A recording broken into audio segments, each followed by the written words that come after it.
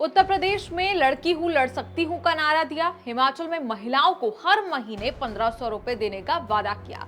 और अब कर्नाटक में जहां इस साल चुनाव होने हैं, वहां भी महिलाओं को लुभाने पर फोकस यहां पर दिखाई पड़ता है।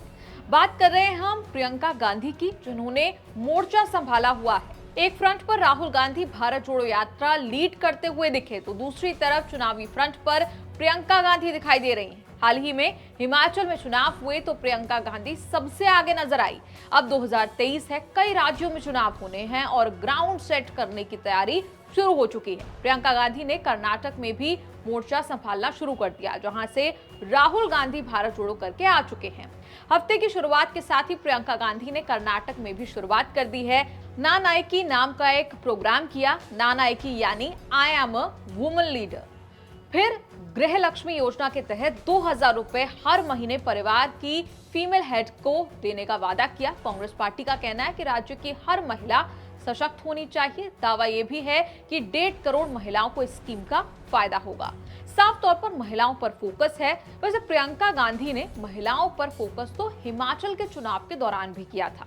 ओट पेंशन स्कीम का जो वादा चुनाव से पहले किया, वो सरकार में आने के बाद कांग्रेस पार्टी ने निभाया।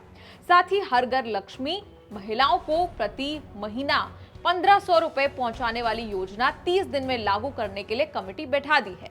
अब हिमाचल में एग्जाम्पल सेट कर दिया है और कर्नाटक में वादों का दौर जो है वो जारी है। वैसे पिछले हफ्ते कर्नाटक में एक स्कीम के तहत जो है वो 200 यूनिट बिजली मुफ्त देने का वादा भी कांग्रेस पार्टी ने किया था। हिमाचल में भी 300 यूनिट की फ्री बिजली देने का वादा कांग्रेस पार्टी ने किया था। और हिमाचल प्रदेश में जब कांग्रेस पार्टी सरकार बनाने में सफल रही तो भर भर कर प्रियंका गांधी को श्रेय मिला। देखा जाए तो हिमाचल प्रियंका गांधी को खुद के बूते पर पहली कामयाबी थी। तब हिमाचल की रैलियों में अग्निपथ, महंगाई, बेरोजगारी और पुरानी पेंशन स्कीम जैसे मुद्दे उठाकर हिमाचल के लोगों की नब्ज पकड़ी, लोगों को भरोसा दिखाया और सत्ता में वापसी की। पहले प्रियंका गांधी की भूमिका सिर्फ और सिर्फ संकट मोचक तक ही सीमित दिखती थी, लेकिन हिमाचल प्रदेश चुनाव में कांग्रेस की जीत के बाद वो भी अब फाइनल अथॉरिटी की तरह नजर आने लगी हैं। और हिमाचल प्रदेश में सुखविंदर सिंह सुक्खू का मुख्यमंत्री बनना इसका जीता जागता उदाहरण है। भले ही फैसला लेने का अथॉरिटी लेटर कांग्रेस अध्यक्ष मल्लिकार्जुन खड़गे के पास हो, लेकिन फाइनल अथॉरिटी कांग्रेस पार्टी में राहुल और सोनिया गांधी ही होते हैं।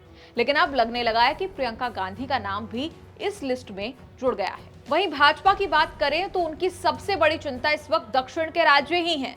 कर्नाटक को छोड़कर दक्षिण में बीजेपी अब तक कदम नहीं जमा पाई है और कांग्रेस ने भारत जोड़ो यात्रा का फोकस उन्हीं राज्यों पर रखा है जहां बीजेपी कमजोर है, यानी जहां कांग्रेस के जीतने की संभावनाएं और बढ़ जाती हैं। यूपी, बिहार, बंगाल को साइड रखकर दक्षिण और पश्चिम के राज्यों पर फोकस रखा।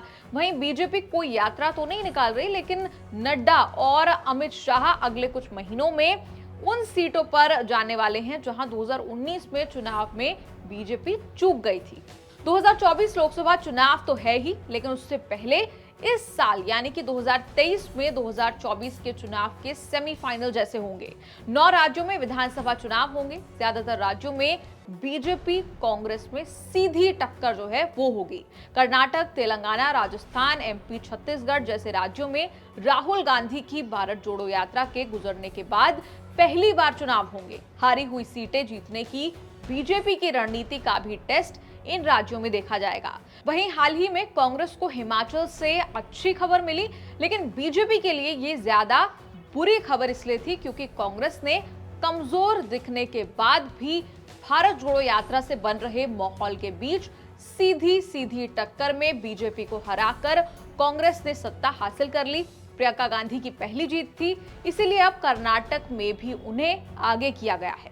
कुल मिलाकर नॉर्थ साउथ दोनों तरफ कांग्रेस का ध्यान पूरा है। जहां साउथ में राहुल गांधी भारत जोड़ो यात्रा कर आ चुके हैं, वहीं अब चुनावों का माहौल सेट करने प्रियंका गांधी पहुंच चुकी हैं। अब आगे वक्त बताएगा और बाकी आप खुद समझदार हैं। देखते रहिए न्यूज़ तक।